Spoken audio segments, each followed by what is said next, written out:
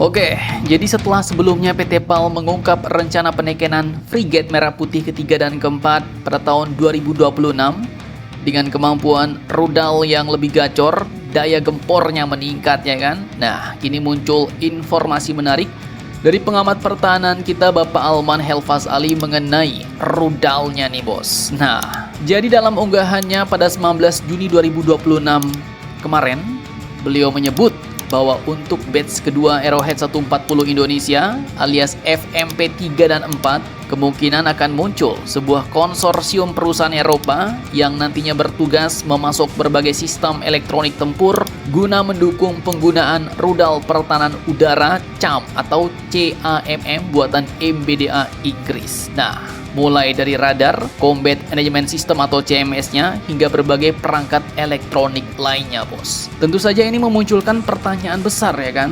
Mengapa kok harus diganti lagi? Bukankah batch pertama FMP sudah menggunakan paket elektronik dan persenjataan yang cukup gacor dari Turki?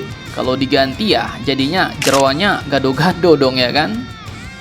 Nah, ini menurut berbagai spekulasi yang beredar di kalangan pengamat pertahanan, langkah ini pun diduga berkaitan dengan skema pembiayaan dari Inggris melalui UKF bos, yaitu UK Export Finance.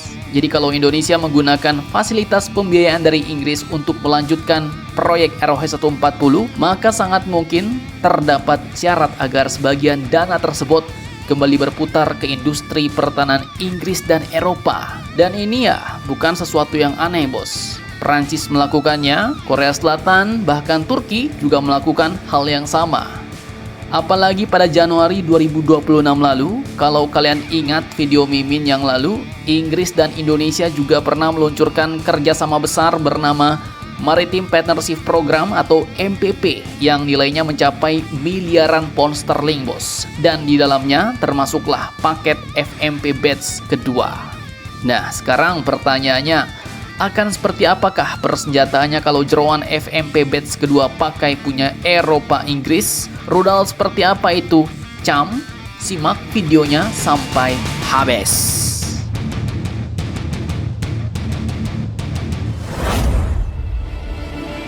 Oke bos, jadi jika skenario yang dibahas para pengamat benar-benar terwujud, maka kita mungkin akan melihat evolusi yang sangat menarik pada frigate Merah Putih batch kedua nanti. Batch pertama dikenal kuat dengan sentuhan industri pertahanan Turki, mulai dari radar, sistem manajemen tempur, hingga berbagai subsistem elektronik yang berasal dari perusahaan-perusahaan Turki. Ada Aselsan, Havelsan, dan lain-lain bos. Namun pada batch kedua, arah anginnya bisa berubah nih. Pasalnya FMP 3 dan FMP 4 berpotensi bergerak menuju ekosistem NATO Eropa. Nah, untuk CMS, maka kandidat yang paling kuat Mimin rasa ya bisalah Tacticos bos, buatan Thales Belanda. Combat Management System ini ya bukan nama asing lagi bagi TNI Angkatan Laut karena sudah digunakan pada sejumlah kapal perang Indonesia. Kemudian alternatif lainnya mungkin bisa pakai CMS dari Buy System Inggris yang tentu memiliki kedekatan darah dengan desain Arrowhead 140. Kemudian di sektor radar, nama seperti NS-110 atau bahkan NS-200 dari Thales bisa menjadi kandidat yang sangat masuk akal. Radar AISA modern ini mampu memberikan kemampuan deteksi udara yang jauh lebih baik sekaligus mendukung operasi rudal pertahanan udara generasi baru. Nah, kemudian yang lebih gacor bicara soal rudal, jika benar rudalnya mengarah ke keluarga CAMM buatan MBDA Inggris, maka Indonesia pun berpotensi memperoleh kemampuan pertahanan udara yang lebih modern dibanding generasi sebelumnya bos. Bahkan admin harapkan ya jika suatu hari versi terbaru yaitu CAM-MR berhasil matang dan tersedia untuk ekspor, jangkauannya pun dapat mendekati kategori pertahanan udara area bos di atas 100 km, jauh melampaui kemampuan CAM standar. Sementara untuk rudal anti kapal, nah dua nama yang mungkin cukup kuat adalah Exocet dari Prancis dan NSM dari Norwegia. Exocet sendiri sudah terkenal puluhan tahun dan terbukti dalam berbagai konflik serta tidak asing bagi TNI Angkatan Laut. Sedangkan NSM ya merupakan salah satu rudal anti kapal paling modern di dunia saat ini, digunakan oleh Amerika, Inggris, Jerman hingga Polandia. Indonesia bisa dapat, tapi dengan syarat kalau nggak diblokir seperti Malaysia, bos.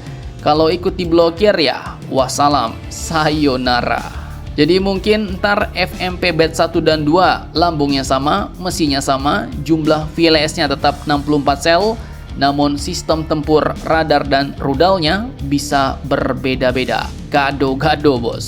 Namun ya, jika itu terwujud, keuntungannya maka frigate Merah Putih nanti bukan sekedar kapal perang baru lagi bagi TNI Angkatan Laut, melainkan ini adalah simbol bagaimana Indonesia mampu memadukan teknologi dari berbagai negara menjadi satu kekuatan tempur yang jauh lebih mematikan. Mantap, mantap, jos.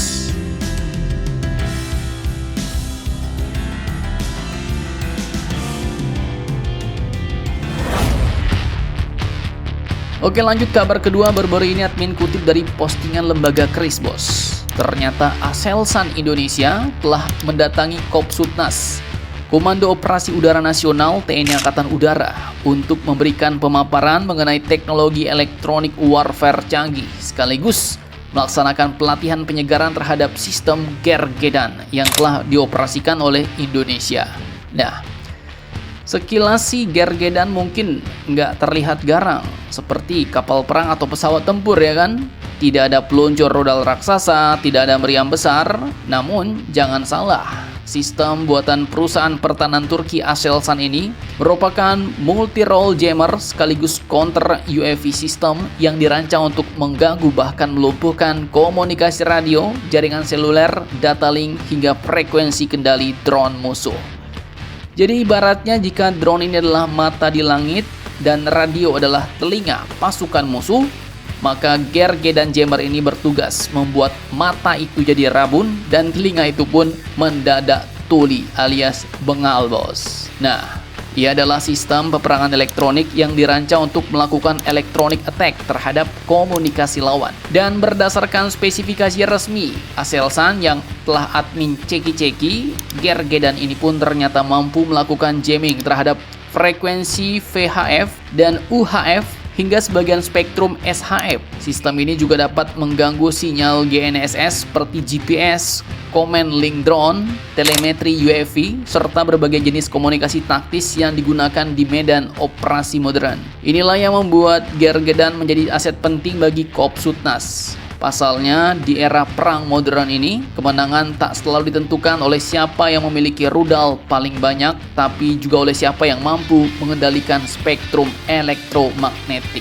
Kalau ada drone musuh datang, ya jangan buru-buru ditembak pakai rudal mahal dulu, bos. Coba jamming dulu, ya kan? Dan jujur saja, bagi operator drone yang tiba-tiba kehilangan kendali akibat Gergedan ini, situasinya mungkin terasa seperti mencari sinyal internet di tengah hutan saat baterai tinggal 1%.